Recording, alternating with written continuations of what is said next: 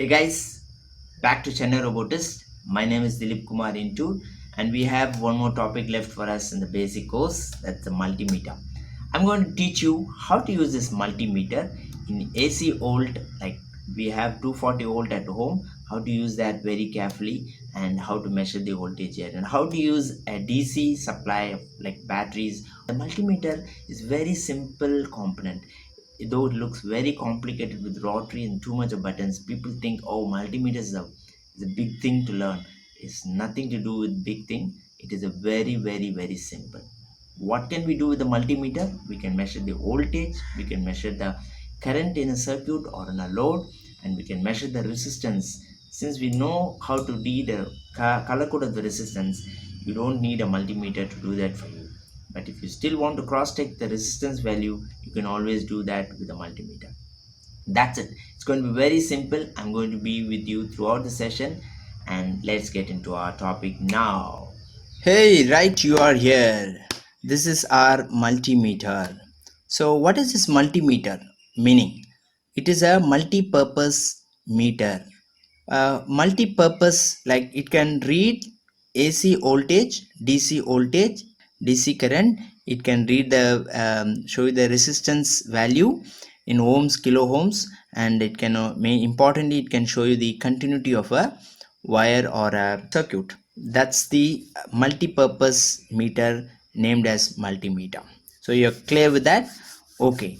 And so today we're going to learn about this meter step by step. For that, I'm going to show you. First, I'm going to measure AC voltage at home. Okay. So always the off knob will be like this, and you have to turn to the right side. Usually this is how it is placed. In case they're not that way, you can always check here. It's a V and a symbol here. So it's a sine wave symbol, meaning this is the AC voltage. So up to 500 volt you can measure it here, and up to 200 volt you can measure it here. So I'm going to put this knob into my AC current. Okay, you must be asking me this question. So AC current, does it have polarity? In which way should I put this knob into? So AC current does not have polarity. So either way you can plug this into your socket. So it doesn't have polarity. So I'm going to put this into my socket, which I'm not going to capture in my camera, which is not possible because I have only one camera. I'll try to show you the output here. Okay, you can see the display here. Okay, so it reads 223 voltage. Okay, around 220, that's the voltage we have. Okay, so that's about AC. So suppose you're going to check, keep the knob here in 200, and this will not show you because it's more than 200, so you have to choose it appropriately. So once you're done with the multimeter, always keep the habit of switching it off. So if you by mistake you leave this on and you leave your room, the next day when you come, the battery would have drained, and you have to change the battery. So always keep the practice of switching it off. Now AC voltage we have done. Now let's go with that DC voltage. DC voltage is this side. So you can see the symbol here. Always look to the symbol because different models may also change the right side and left side. So always don't go with this one. This model that I'm showing you, most of the multimeter is in this type, but however always go with the symbol. So V line here meaning it's a DC voltage. So all DC voltage. So what are DC voltage? DC voltage usually are our batteries that we use. They are all DC current or DC voltage. That is what we are going to use it today. So I'm going to measure this. This is a battery that I had. It's a rechargeable battery, and they have not been charged for a long time. I'm going to check the voltage here. Okay, and so to do that, up to 500 volt you can do it here, and up to 220 and 2. I'm going to do that for 200 volt. Let's see, the voltage written here is 3.6 volt. I'm going to purposely keep that in 2 volt and see what is the output is coming. So red wire is positive here, and the black is the negative here. Okay, and so what is the output here? It shows 1 point, and which meaning that the voltage measuring is more than your pointed 2 voltage. The voltage must be more than 2. That's why let's change it to 20 volt. Now you could see that 2.35 voltage. The 0.35 is more than 2, that's why it was not showing that. So we have to appropriately choose it. So why are we doing that? Why can't they have just 500? Suppose I measure this 2 volt in 200 slot, so you will miss out the third digit. Now it is showing 2.2, and suppose you're going to put it in 500, you will only have 2 and not the digits after the decimal. So for accuracy you have to choose accordingly. So here I'm choosing 20, so I'm accurately getting the voltage 2 point. Now it's dropped actually, maybe it's getting drained. Okay, so now it's 2.07, that's the voltage. Okay, so what happens if I change this probe? Let's do that and see. I'm going to interchange the polarity here. Instead of giving the red to the red, I'm giving plus. So what happens? Nothing changes. There's a minus here indicating that you are using a wrong polarity. So which means you are interchanged your plus to the minus, minus to plus. That is just for your indication, but the voltage remains the same. Okay. So in DC you can do that as well. So it's a good thing. So by mistake, even if you change the polarity, the meter does not burst out or own out. That's a good news. Okay, now we are done with measuring DC voltage. Let's switch this off. Now the third one, what are we going to do? We'll measure the resistance value, I think. Okay, to do that I'm going to turn this entirely here, and you can see this 200 here. Okay, to measure anything up to 200 ohms, I'll have to choose this option, and up to 2 kilo ohms, and up to 2 kilo ohms I'll have to choose this option, and 20k, 200k, and 2 mega ohms, as we already know it. So for which I'm going to use 3 resistance here. Where is the other one? Okay, it's here. Okay, the other one is here. So I'm going to measure this here. Okay, always when you measure any resistance value, touch this probe and see. You should be getting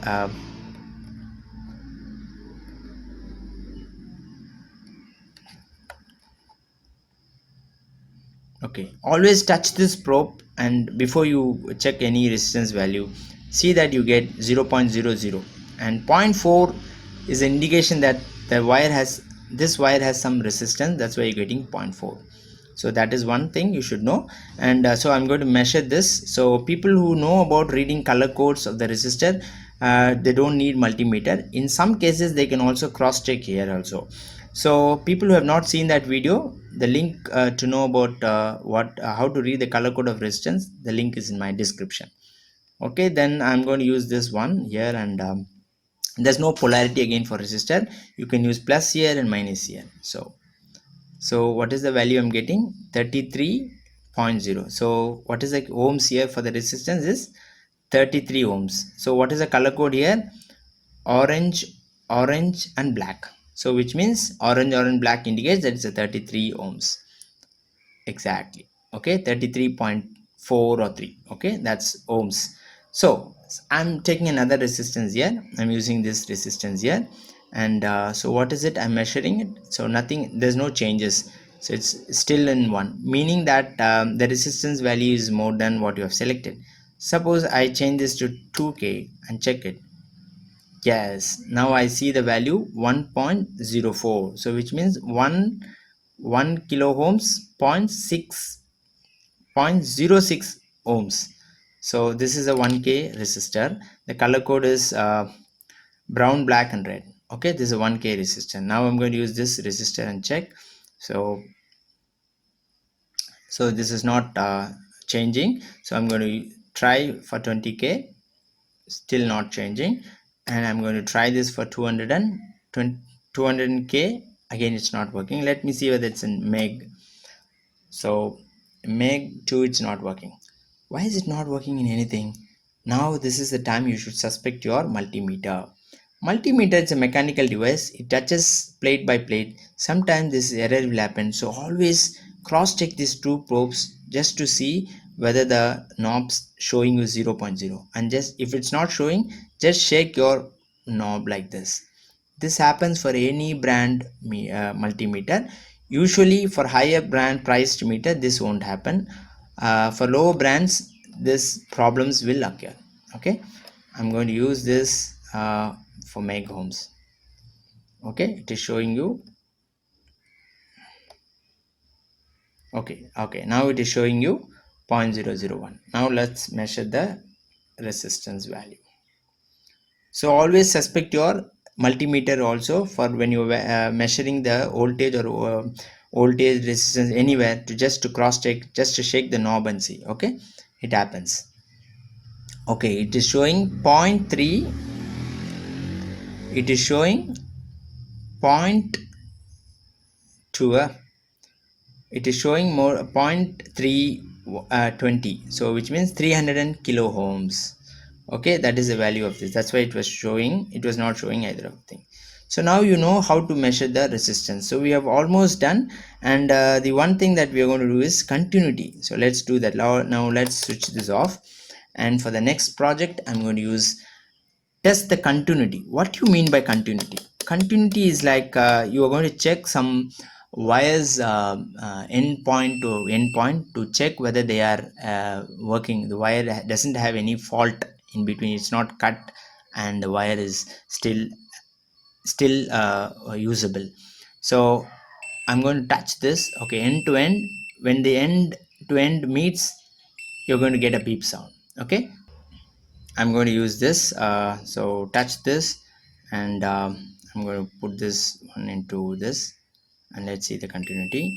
Yes, you could see the continuity there, and so which means this wire is good.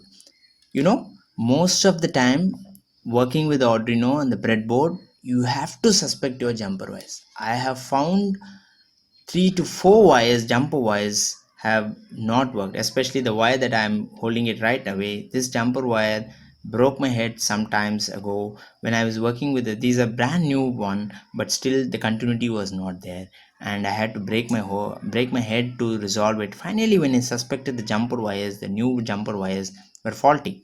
So look at this wire. I'm holding it end to end. It has a faultiness. So when you're working with Arduino thing, always suspect your jumper wires as well. So continuity, I have found this wire is a faulty wire. So multimeter is used for that purpose also, especially when you're using this buzzer one. This buzzer one is used for checking continuity of a diode. So diode has a forward and reverse bias. So with this polarity of the probe, we will check that. I'll teach you how to do that when we learn about diodes. Okay, in our next classes we'll learn about diode. Okay, we have done with continuity as well. So almost we have done. What are the other things left? Yes, the current, how to measure the current in a circuit, that is left. Okay, let's do that now. Okay, to do that, always turn your knobs like this: 200 milliamps, 20 milliamps, and you have 210 amps, up to 10 amps you can measure here. Okay, this is for DC. Okay, so that you shouldn't. Let's do that now. Okay, I'm going to keep this aside. I'm going to bring my breadboard, leave them there. And you know about breadboards, how to use this is connected like this. If you don't know about breadboards, you can check out my video about breadboard in my description, and you'll know how to connect this breadboard. And this doesn't have continuity here, that's why I'm having this plus and minus here, just for people who might get confused about it. I'm just reminding. So I'm going to use resistance because it's a 5 volt and 5 volt supply here. So I'm using a 220 ohms resistance. Okay, and so let me connect this one part of this and the other part to the positive terminal. And before we do that, in our multimeter, there's something that we should be doing. We should remove this plug and put it up here in 10 amps. So this plug is used for current. How do you measure the current? Unlike voltage, you measure plus and minus, but current it has to be series. What do I mean by series connection? Okay, I have two probes here. Okay, what do I mean by series? Current has to be like this. So it could be plus or minus any voltage that I use for a load. One end of this has to be connected to the one probe and the other one to the load. It could be plus or minus. So the current has to flow through this multimeter. It has to be input here, and this output will go to the load, which means the current will flow through the multimeter. So when the current is flowing through the multimeter, it will measure the current consumed by the load. That is a formula. Okay, I have used the probe here, and I'm going to put it like 20 milliamps. Since LED consumes 20 milliamps, I'm going to use that. So one wire I'm going to plug in here, and the other one I'm going to plug it here. Okay, and the wire has just come out, and now you should understand this circuit here. So the minus is given to the LED here, and the plus is given here, and so I'll have to connect this here, and the voltage, plus voltage, is getting through the meter like this, and it's going to the resistance to the LED bulb. Now let's check the meter. So what is the current it is consuming? It is consuming 45.6 milliamps, which is not good. The LED has to consume only 20 milliamps, so which is more current consumed by the LED. Let's change this with another resistance. I'm going to change this 220 ohms with a 1 kilo ohms resistance. Okay, and let's see that. Okay, let's see that now. Oh, now what is the voltage it's taking? Now what is the current? Let's measure that in 20. Now the current is only 2.32. So when you're using less ohms, more current is drawn because the LED was also burning brighter. Now there's a voltage drop with the resistance. The current consumption is also very less, and the bulb is also very dull. Okay, what is the right resistance we should be using? We should be using 360 ohms resistance here, and that is the right resistor for getting 20 milliamps current drawn by the LED. So that's about current as well. So we have almost done what is an LED, and I think we have almost done with the multimeter, and as usual, let's switch this off. Okay, and the LED also got switched off. You know why? Because the current through the LED is drawn to the multimeter. Since you have kept it off, it is put off now. Okay, so I think I have covered everything about multimeter, and you still have any other things that you want to be covered in the multimeter, or what do you think about this video? Drop in the comments, and I'll reply to you. Hey, that's the end of this video. Hope you really enjoyed learning today. If so, please share this video with your friends so they also learn what you have learned today. Do subscribe to the channel for more interesting videos like this, and if you're interested learning more about basic electronics or microcontroller, Arduino, or coding sketches, you can do that. We teach you in 3 levels: basic, intermediate, and advanced level. So you can once you've done basic level, you can move to the intermediate and then advanced, and then you become a robotist as well. So end of each levels, you also receive a certification from us, which will be very useful for you, especially when you're going for counseling for engineering, preferring robotics as a course. You can actually convince them because you've already been certified. So that's a good thing about it. Call us, email us, we respond to you to know more about what we do in our courses and the prices that we offer. We teach in online and offline modes. You can choose accordingly. So see you there in my course, and see you in my next video. Thank you for watching. Bye bye. Take care.